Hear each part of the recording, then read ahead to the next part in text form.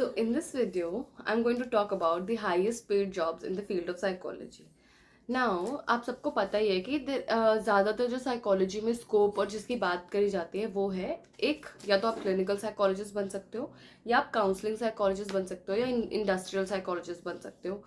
बहुत कम ऐसी फील्ड हैं जिनके बारे में, कुछ ऐसी फील्ड हैं जो कि बहुत कम बात की जाती है, जैसे कि चाइल्ड साइकोलॉजी, स्कूल काउंसलर्स, अगर आपको किसी को असिस्ट करना है, हेल्प करना है टू हैव सेल्फ डेवलपमेंट्स, तो उनके लिए भी साइकोलॉजी एक अच्छा ऑप्शन बन सकता है। नाउ हम इस वीडियो में मैं स्पेसिफिकली उन जॉब्स की बात करूंगी and I will specifically talk about being a school counsellor. Now school counsellor बनने के लिए आपको सबसे बेसिक रिक्वायरमेंट होती है, आपके पास एक एमए होना चाहिए in the field of psychology. तो आप कोई भी स्पेशलाइजेशन कर सकते हो other than organisational psychologist. Organisational psychologist को थोड़ा सा कम प्रेफरेंस मिलती है जब आप स्कूल काउंसलर के पोस्ट के लिए अप्लाई करते हो, तो वो एक इम्पॉर्टेंट चीज़ है। First is your qualification, second is experience. ये क्या हमें स्कूल में काउंसलर के लिए कुछ एक्सपीरियंस चाहिए होता है या कोई डिप्लोमा चाहिए होता है, ये सब चीज़ें भी बहुत लोग मुझसे पूछते हैं, तो ऐसा कुछ नहीं है। You don't need any specific PG diploma in guidance in counselling और फैमिली थेरेपी। ऐसा कोई डिप्लोमा आपको ज़रूरत नहीं है, कंपल्शन नहीं है, बट अगर है तो वो एक एडेड एडवांटेज की तरह यूज़ किया जाता है। अगर आपके पास है तो अच्छी बात है, नहीं है तो भी you can apply. Now what comes up with the application process. अगर आपको स्कूल में काउंसलर बनना है तो आपको सबसे इम्पॉर्टेंट चीज़ है, पता होना चाहिए कि कब बेस्ट टाइम है स्कूल में अप्लाई करने का। तो स्कूल में अप्लाई करने का दो टाइम सबसे बेस्ट होता है। एक है दिसंबर में, क्योंकि जो न्यू ओपनिंग्स होती हैं, नया सेशन शुरू होता है, तो वो अप्रैल में शुरू होता है और हम तभी अप्लाई करने लगेंगे तो ऑब्वियसली नहीं होता ऐसे। हर स्कूल अपनी प्लानिंग प्रोसेस बहुत पहले शुरू कर देते हैं, 2-3 महीने पहले। तो December, January, February is a good time to apply if you are looking for a job in the field of psychology in schools.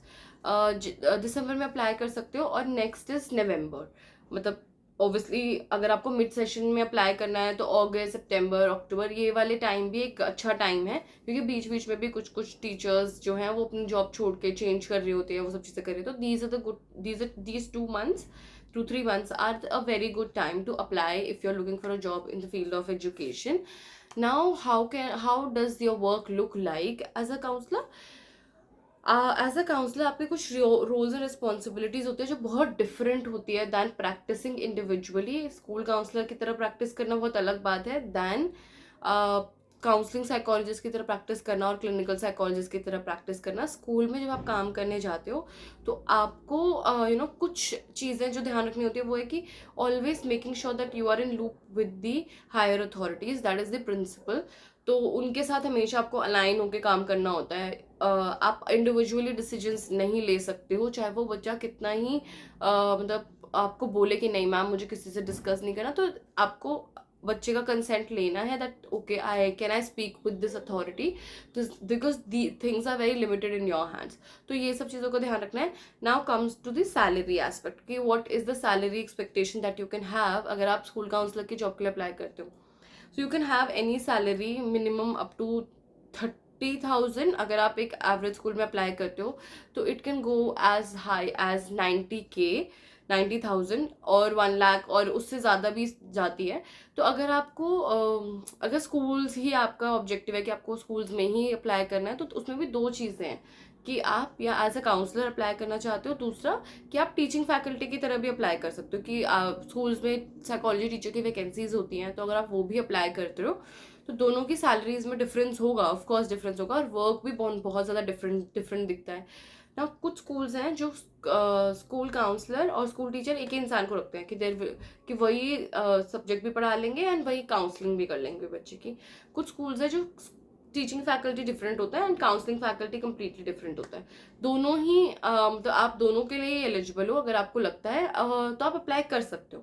Now this is one thing, हमेशा याद रखना कि ऐसा ज़रूरी नहीं है कि किसी स्कूल में अभी तक काउंसलर नहीं रहा है तो वो आपको नहीं लेंगे, आपको नहीं वो जॉब ओपनिंग्स होंगी। अगर आप किसी रिलेटिव को जानते हो जो कि स्कूल में है and they don't have a counsellor, तो आप उनको बोल भी सकते हो कि क्या मैं आपके प्रिंसिपल से मिल सकता हूँ या मिल सकती हूँ, ताकि यू प्रपोज देम कि आप वहाँ पे आके काम करना चाहते हो, एंड दिस इज़ हाउ आपका जो आपकी जो स्किल्स हैं वो उनके स्कूल को और उनके ऑर्गेनाइजेशन को हेल्प कर सकती है।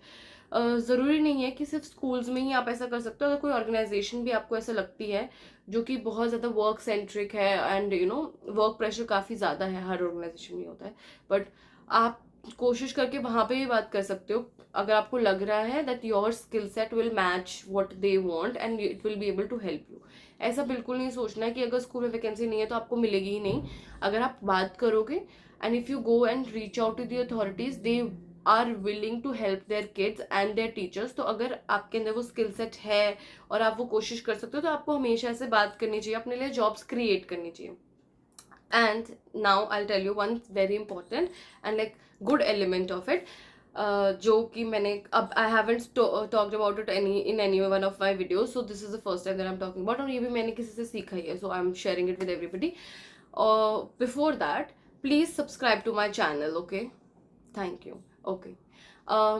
सो one of the most important thing that you can do is, अगर आपको बच्चों के साथ काम नहीं करना है and you want to work in schools because of the work hours that they give, तो आप एक चीज़ कर सकते हो, that you tell the organisation that I will not work with kids, because बच्चों के ज़्यादातर जो प्रॉब्लम्स होती है ना वो पेरेंट्स से रिलेटेड होती है। तो you tell them that I will work with the parent community. तो जो भी वो काउंसलर रखेंगे, बच्चों के लिए एक अलग काउंसलर रख लेंगे और पेरेंट के लिए एक अलग काउंसलर रख लेंगे। ऐसा मत सोचना कि स्कूल्स ऐसा नहीं करते हैं, बहुत सारे अच्छे स्कूल्स जो हैं वो ऐसा करते हैं। They have a very different counsellor for the parent community of their school, जहाँ पे पेरेंट के साथ भी काम किया जाता है ताकि बच्चे जो भी इश्यूज या social emotional development limitations face कर रहा है वो पेरेंट को स्किल कर सके। स्कूल जो है वो दे स्किल द पेरेंट्स ताकि वो बच्चों को वो प्रॉब्लम ना आए। So you can try that as well, and all the best. Thank you so much for watching my video. Bye.